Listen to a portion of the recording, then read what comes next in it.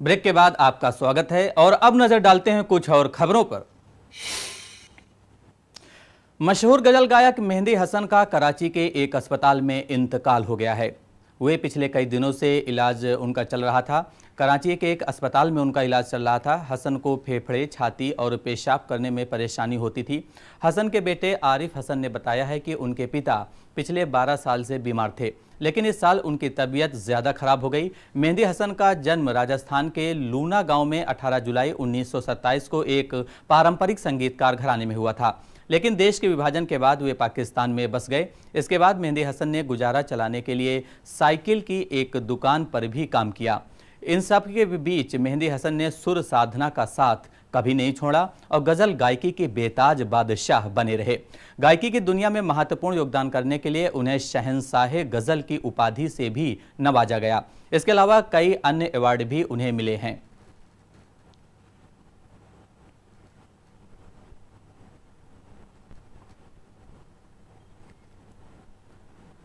और आइए अब आपको सुनाते हैं मशहूर गजल गायक की एक शानदार गजल, जिंदगी। जिंदगी सभी प्यार किया करते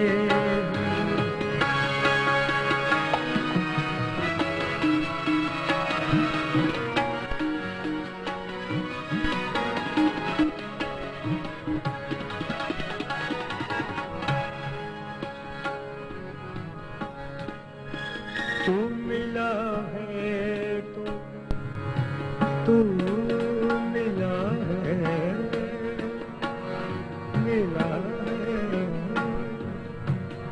तू मिला है तू मिला है ये एहसास हुआ है मुझको तू मिला है ये एहसास हुआ है मुझको। मशहूर लेखक जावेद अख्तर ने मेहंदी हसन के निधन पर दुख व्यक्त करते हुए कहा है कि उनके जाने के साथ ही गजल गायकी का एक दौर समाप्त हो गया है। गजल तो पहले भी गाई जाती थी, लेकिन मेहंदी हसन ने गजल गायकी को एक नया मुकाम दिया। मेहंदी हसन ने गायकी का उनका अपना एक अलग ही रंग था, उनका एक अलग ही अंदाज था। जावेद अख्तर ने यह भी कहा कि उनकी गज़लें ख़ास तौर से रंजिश ही सही 70 के दशक में भारत में भी अच्छी खासी लोकप्रिय हुई थी। उर्दू को नहीं जानने वाले लोग भी ये गज़ल सुनकर खो जाया करते थे।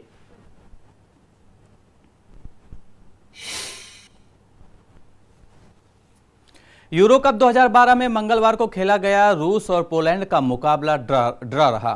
पोलैंड की राजधानी वारसा में खेले गए इस मुकाबले के ड्रा हो जाने के बाद अब रूस क्वार्टर फाइनल के और करीब पहुंच गया है।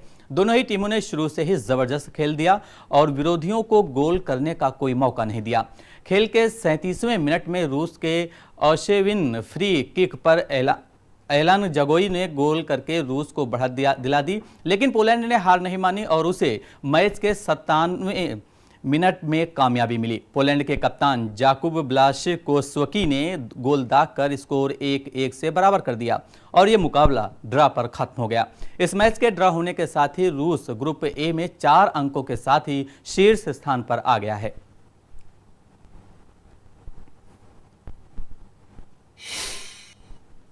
यूरो कप 2012 में रूस और पोलैंड के मैच के ठीक पहले दोनों ही टीमों के समर्थक आपस में भिड़ गए। दरअसल पोलैंड की राजधानी वारसा में हजारों की संख्या में रूसी समर्थक एक रैली निकाल रहे थे। रैली को देखते हुए बड़ी संख्या में सुरक्षा बलों की तैनाती की गई थी, लेकिन कुछ पोलैंड समर्थकों ने रूसी समर्थकों पर हमला करने की कोशिश की, जिसके बाद दोनों गुटों के बीच झड़प हो गई। इसके बाद पुलिस को उनको काबू में करने के लिए काफी मशक्कत करनी पड़ी।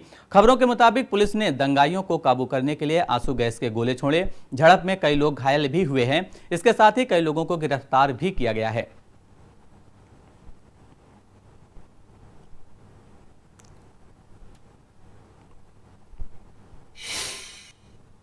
और इसी के साथ यहां पर एक और छोटे से ब्रेक के लिए रुकते हैं। बने रहिए हमारे साथ।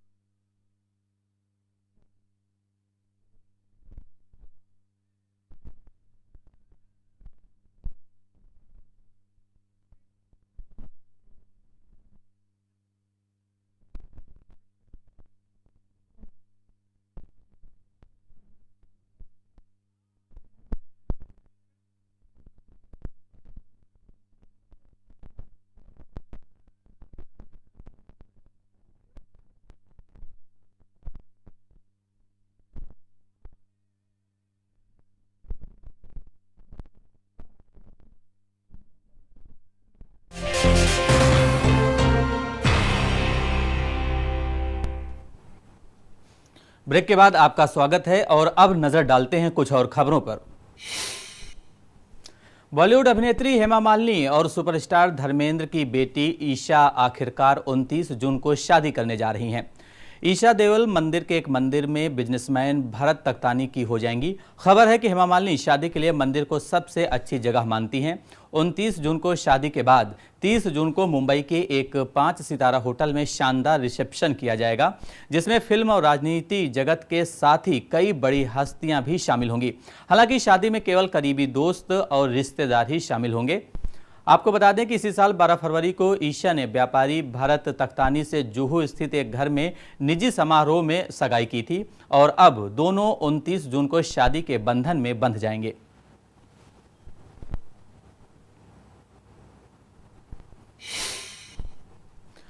चाहे करीना कपूर की शादी में अभी कुछ महीने ही क्यों ना बचे हों, लेकिन करीना अभी से एक बहू की जिम्मेदारियां निभाती नजर आ रही हैं।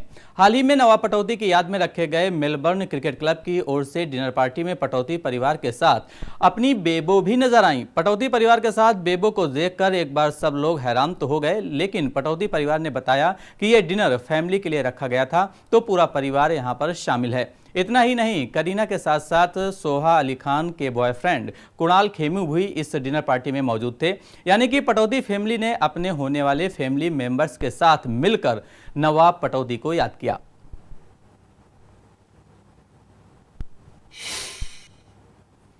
पाकिस्तान के न्यायिक आयोग का कहना है कि मेमो मामले में पाकिस्तान के अमेरिका में पूर्व राजदूत हुसैन हक्कानी का हाथ था। खबर है कि आयोग ने कहा है कि राजदूत के तौर पर हक्कानी पाकिस्तान के प्रति वफादार नहीं थे। बताया जा रहा है कि इस मामले की जांच कर रहे न्यायिक आयोग ने अपनी जांच रिपोर्ट सुप्रीम कोर्ट के मुख्य न्यायाधीश इफ्तिकार चौधरी के नेतृत्व वाली 9 सदस्यीय पीठ के सामने पेश कर दी है। जानकारी के मुताबिक रिपोर्ट में हुसैन हक्कानी पर यह आरोप लगाया गया है कि कथित मेमो के माध्यम से हक्कानी ने अमेरिका से सहयोग मांगा था और वे नए राष्ट्रीय सुरक्षा ढांचे के प्रमुख बनना चाहते थे।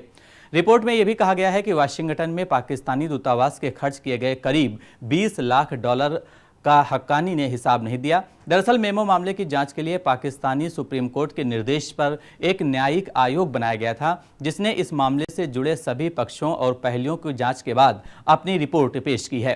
फिलहाल सुप्रीम कोर्ट ने इस मामले की सुनवाई 2 हफ्ते के लिए स्थगित कर दी है और अब इसकी अगली सुनवाई पर हक्कानी को स्वयं उपस्थित रहने का निर्देश दिया है।